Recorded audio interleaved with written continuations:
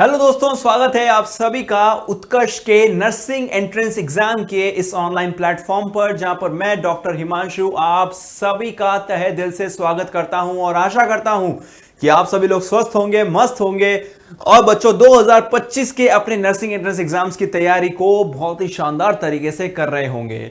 तो बच्चों सबसे पहले आज मैं आपके लिए ये वीडियो लेकर आया हूं जिसके अंदर मैं आपको बताने वाला हूं कि हमारे कुछ इंपॉर्टेंट टॉपिक्स जिसमें से प्रश्न हर बीएससी नर्सिंग एंट्रेंस एग्जाम्स के अंदर पूछे जाते हैं। और इसी क्रम में बच्चों आज मैं दो सबसे मुख्य कोशिकांग की बात करने वाला हूं। जी हां दोस्तों, आज मैं बात कर रहा हूं आपके कोशिका एक जीवन की इकाई वाले चैप्टर के एक बहुत ही इंपॉर्टेंट टॉपिक का, जिसका नाम है बच्चों हम यहां पर न्यूक्लियस और माइटोकॉन्ड्रिया। जी हां दोस्तों, यहां पर हम दो सबसे इंपॉर्टेंट, सबसे महत्वपूर्ण और बार बार पूछे जाने वाले टॉपिक में से कुछ इंपॉर्टेंट पॉइंट्स यहां पर आज हम देखने वाले हैं। तो बच्चों वीडियो के एंड तक बने रहिएगा और मुझे जरूर बताइएगा कि आपको यह वीडियो कैसा लगा है। तो बच्चों आज हम बात करने वाले हैं बच्चों हमारे पूरे कोशिका वाले जगत में सबसे इंपॉर्टेंट कोशिकांग के बारे में। तो सबसे पहले मैं बता दूं, यहां पर हम न्यूक्लियस और माइटोकॉन्ड्रिया की यानी कि केंद्रक और माइटोकॉन्ड्रिया की बात करने वाले हैं। और इसी क्रम में बच्चों मैं आप सभी को एक और चीज बता देता हूं कि इसमें से सर्वाधिक प्रश्न पूछे जाते हैं। फिर भले आप चाहे कोई भी एग्जाम की तैयारी कर रहे हो, हाँ वो बात अलग है कि आपके एग्जाम में अगर 11th आ ही नहीं रही है वो बात अलग है, परंतु ये एक आधार है, ये एक बेस है जिसको कि आपको बहुत ही मजबूत बनाना है। तो देखिए बच्चों, यहां पर हम बात कर रहे हैं आज सबसे पहले कोशिकांग की, जिसको हम कहते हैं न्यूक्लियस। तो जब कभी भी मैं न्यूक्लियस की बात करता हूं तो यानी कि हम सुविकसित न्यूक्लियस यानी कि बच्चों वेल ऑर्गेनाइज्ड न्यूक्लियस की बात करते हैं। और इस सुविकसित केंद्रक यानी कि न्यूक्लियस के अंदर इसकी खासियत है, ये जो लक्षण है बच्चों, ये जो विशेषता है, ये कहां पर पाया जाता है? ये सिर्फ और सिर्फ आपके यूकैरियोटिक कोशिकाओं में ही पाया जाता है। तो बच्चों सीधी सी बात है, पहला पॉइंट आपको ये याद रखना है कि प्रोकैरियोटिक कोशिकाओं में सुविकसित केंद्र नहीं होता, यानी कि वेल डेवलप्ड न्यूक्लियस नहीं होता है। तो ये जो विशेषता है, ये जो लक्षण है, ये सिर्फ और सिर्फ आपको यूकैरियोटिक कोशिकाओं में देखने को ही मिलेगा। तो सबसे पहले बच्चों हमें उसकी संरचना के बारे में जानना है। आप सभी को पता होगा दोस्तों कि यहां पर जो हमारा एक केंद्रक होता है वो आपके न्यूक्लियस को क्या, जो आपका केंद्रक होता है, जो आपका न्यूक्लियस होता है, वो आपकी पूरी कोशिका को क्या करता है बच्चों? उसका नियमन करता है, उसको रेगुलेट करता है, उसको बच्चों पूरा तरीके से कोऑर्डिनेटेड तरीके से पूरी सेल को चलाने की कोशिश करता है। सबसे पहले उसकी संरचना के बारे में जानने की कोशिश करते हैं। जैसे आप देख पा रहे होंगे मेरे पीछे बहुत ही सुंदर एक डायग्राम है जहां पर मैं आपको न्यूक्लियस की संरचना के बारे में डिटेल में बताऊंगा। तो सबसे पहले मैं यदि आपको बोलूं कि न्यूक्लियस या फिर हम किसकी बात कर रहे हैं बच्चों, यहां पर केंद्रक की बात कर रहे हैं, न्यूक्लियस या फिर यहां पर हम केंद्रक की बात कर रहे हैं। और इसी क्रम में बच्चों मैं आप सभी को एक चीज बता देना चाहता हूं कि इसकी खोज बच्चों किसने करी थी। पहला पॉइंट यहां पर याद रखना है, सबसे इंपॉर्टेंट, वो है बच्चों रॉबर्ट ब्राउन। जी हां दोस्तों, ये साइंटिस्ट का नाम आपको याद रखना है। रॉबर्ट ब्राउन ने जो है बच्चों यहां पर इसकी खोज करी थी और इन्होंने बताया था कि एक न्यूक्लियस नामक ऐसी संरचना होती है जो कि कोशिकाओं के अंदर पाई जाती है ना। अब पर इस बारे में अभी हम ज्यादा डिटेल में नहीं बात करेंगे, आज हमें बात करनी है सिर्फ और सिर्फ न्यूक्लियस के बारे में। तो देखो बच्चों, न्यूक्लियस के अंदर सबसे पहले मैं आप सभी को बता दूं, ये पूरी संरचना है जहां पर आप देख पा रहे होंगे, ये पूरा न्यूक्लियस है और ये एक पूरी कोशिका के अंदर पाया जाने वाली एक छोटी सी संरचना है, परंतु बहुत ही मुख्य भूमिका होती है इसकी। और जानने की कोशिश करते हैं कि इसके अंदर क्या क्या हमें देखने को मिलता है। सबसे बाहर की हम बात करते हैं बच्चों, सबसे बाह्य स्तर पर आपको सबसे पहले आपको पता होना चाहिए, यहां पर आपको दो झिल्ली यानी कि दो मेम्ब्रेन देखने को मिलेगी। एक आपको देखने को मिलेगी बाह्य झिल्ली, एक आपको देखने को मिलेगी आंतरिक झिल्ली। यानी कि एक आपके पास होगी आउटर मेम्ब्रेन और बच्चों दूसरी होगी आपके पास जिसको हम कहते हैं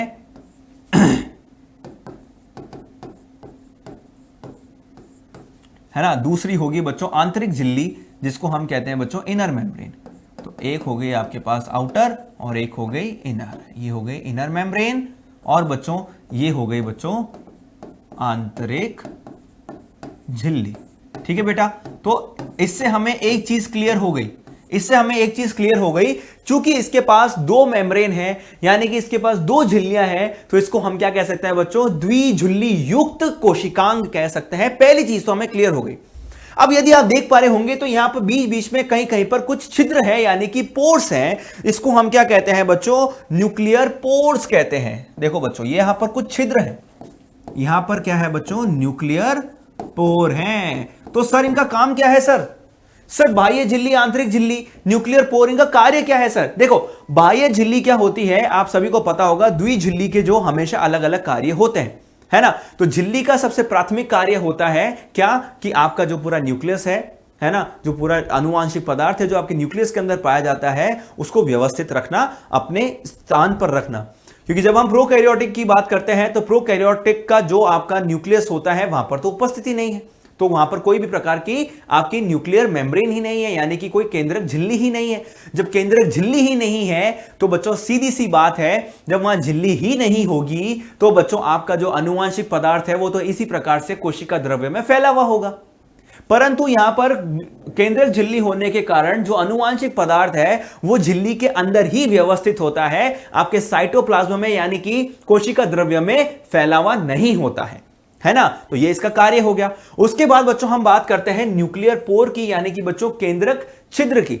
अब इसका क्या कार्य होता है? इसका कार्य होता है दोस्तों कि सबसे पहले ये क्या करता है, आपके जितना भी आनुवांशिक पदार्थ अंदर है, सपोज करो यहां पर है डीएनए। डीएनए से क्या बनता है दोस्तों? डीएनए से बनता है आरएनए, और आरएनए से बनता है क्या? प्रोटीन। तो जैसे कि मान लो कि अंदर हमारा जो डीएनए है इसने कोई आरएनए बनाया और उसकी आवश्यकता यदि बाहर साइटोप्लाज्म में है तो उसको बाहर आने की भी तो जगह चाहिए। तो ये जो न्यूक्लियर पोर है यानी कि जो केंद्रक छिद्र है, ये क्या करते हैं बच्चों? जो अंदर जितने भी प्रोटीन्स हैं, आरएनए हैं, जिनको बाहर आने की जरूरत है, कोशिका द्रव्य में साइटोप्लाज्म में आने का रास्ता देता है, और जो साइटोप्लाज्म के अंदर उपस्थित जो प्रोटीन है उनकी आवश्यकता अंदर की ओर पड़ेगी, क्योंकि बच्चों अंदर भी तो क्या हो रहा है? आरएनए बन रहा है, डीएनए का प्रतिकृतिकरण हो रहा है, तो उसके लिए हमें कुछ प्रोटीन्स चाहिए। उनकी जो व्यवस्था है वो कौन करेगा बच्चों? साइटोप्लाज्म करेगा। और साइटोप्लाज्म से अंदर की ओर आपकी गति करते हुए जो प्रोटीन है वो किस रास्ते से आएंगे बच्चों? इन्हीं छिद्रों के रास्ते से आएंगे। बोलो समझ में आया? तो छिद्र का सिर्फ एक ही कार्य है भाई, ये प्रोटीन को आने जाने, आरएनए को आने जाने, यानी कि कोई भी पदार्थ हो, कोई भी मटेरियल हो, है ना, उसको केंद्रक के अंदर आने के लिए और जाने के लिए बच्चों रास्ता कौन देता है? ये न्यूक्लियर पोर देता है, केंद्रक झिल्ली या फिर केंद्रक छिद्र देता है। बोलो समझ में आया? बोलो बिल्कुल सर। अब इसमें एक और चीज आपको ध्यान रखनी है, इन दोनों झिल्ली के मध्य बच्चों कुछ जगह है ना यहां पर, अरे यहां पर नहीं, यहां पर भी जगह होती है, उसको हम क्या कहते हैं बच्चों? पेरी न्यूक्लियर स्पेस कहते हैं। तो इन दोनों के मध्य जो जगह होती है ना उसे हम क्या कहते हैं? पेरी न्यूक्लियर स्पेस, क्योंकि इन दोनों के मध्य कुछ जगह होती है, इसे हम पेरी न्यूक्लियर स्पेस भी कहते हैं। अब मुझे एक बात बताओ बच्चों, ये जो न्यूक्लियस है इसके अंदर भी तो अपना खुद का एक द्रव्य होगा, इसका भी तो अपना खुद का एक द्रव्य होगा। इसको हम क्या कहते हैं बच्चों? केंद्रक द्रव्य कहते हैं। इसे हम क्या कहते हैं दोस्तों? इसे हम केंद्रक द्रव्य कहते हैं, या फिर इसी को ही हम न्यूक्लियोप्लाज्म कहते हैं। क्या कहते हैं दोस्तों? इसी को ही हम न्यूक्लियोप्लाज्म या फिर केंद्रक द्रव्य कहते हैं। समझ में आया? उसके बाद में बच्चों नेक्स्ट चीज, इसके अंदर क्या होगा बच्चों? बहुत सारा आनुवांशिक पदार्थ होगा, यानी कि यहां पर हमें क्या देखने को मिलेगा बच्चों? यहां पर हमें क्रोमैटिन देखने को मिलेगा। यहां पर हमें क्या देखने को मिलेगा दोस्तों? क्रोमैटिन देखने को मिलेगा, जिसकी खोज किसने करी थी बच्चों? फ्लेमिंग ने करी थी। बताओ, फ्लेमिंग ने बताया था नहीं बताया था क्रोमैटिन के बारे में? तो सर ये एक न्यूक्लियस है, इसके पास अपना खुद का एक न्यूक्लियोप्लाज्म है, इसके पास अपना एक क्रोमैटिन है, तो सर ये बीच में गोल गोल संरचना क्या है? अरे बच्चों, ये जो बीच में गोल गोल संरचना देखने को मिल रही है इसी को ही तो हम न्यूक्लियोलस कहते हैं। इसी को ही तो हम न्यूक्लियोलस कहते हैं, या फिर इसी को ही तो हम केंद्रिका कहते हैं। इसी को ही तो हम केंद्रिका कहते हैं। अरे सर इसका कार्य क्या है? अरे बेटा, इसमें कोई भी झिल्ली नहीं होती, इसमें कोई भी प्रकार की झिल्ली होती ही नहीं है, ये झिल्ली रहित कोशिकांग है। और बच्चों इसका कार्य क्या होता है? इसका कार्य बच्चों एक ही होता है, ये राइबोसोम की फैक्ट्री है ना। यानी कि बच्चों ये राइबोसोम की फैक्ट्री है। तो सर ये करता क्या है? सर ये केंद्रिका से क्या निकलता है बच्चों? आपका आरएनए निकलता है, और उस आरएनए के साथ आपका प्रोटीन जुड़ता है और आपके राइबोसोम का संश्लेषण करता है। बोलो समझ में आया? समझ में आया दोस्तों?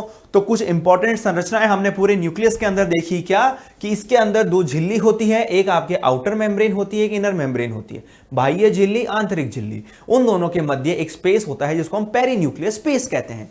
इन दोनों के मध्य यानी कि केंद्रक के अंदर आने के लिए और बाहर जाने के लिए एक छिद्र होता है, एक पोर होता है जिसे हम न्यूक्लियर पोर कहते हैं। अंदर क्या होता है बच्चों? सबसे पहले आपका केंद्रक द्रव्य यानी कि न्यूक्लियोप्लाज्म होता है। न्यूक्लियोप्लाज्म के अंदर बच्चों आपका क्रोमैटिन होता है और उसके बाद बच्चों यहां पर आपके पास न्यूक्लियोलस मिलेगा जिसे हम क्या कहते हैं? जिसे हम राइबोसोम की फैक्ट्री कहते हैं, जिसे हम राइबोसोम की फैक्ट्री भी कहते हैं। ठीक है ना? तो बच्चों अब आपके लिए एक टास्क है। अब आपको मुझे यह बताना है कि क्या इन न्यूक्लियोलस की जो गिनती है यानी कि जो संख्या है, क्या वो हर कोशिकांग के अंदर या फिर हर केंद्रक के अंदर सेम ही रहेगी या फिर वो बदल भी सकती है? क्योंकि यहां पर हम देख पा रहे हैं कि इस पूरे केंद्रक के अंदर एक ही न्यूक्लियोप्लाज्म है यानी कि एक ही केंद्रिका है। तो क्या आपके लिए एक प्रश्न है और आपको अंदर कमेंट करके जरूर बताना है कि इस पूरे कोशिकांग या फिर इस पूरे केंद्रक के अंदर कितने न्यूक्लियोलस या कितने केंद्रिकाएं हो सकती हैं। ठीक है ना बच्चों?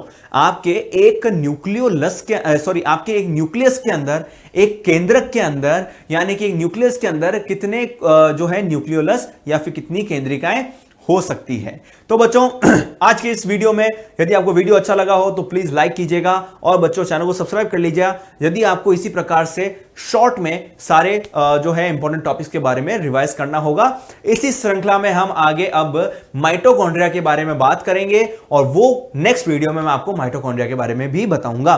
तब तक के लिए दोस्तों all the very best. I hope आपको वीडियो अच्छा लगा होगा। अच्छा लगा हो तो इसको लाइक जरूर कीजिएगा और दोस्तों के साथ शेयर कीजिएगा जो 2025 की तैयारी कर रहे हैं। तब तक के लिए all the very best. Thank you so much. मिलते रहेंगे। My self doctor Himanshu signing off. Thank you so much.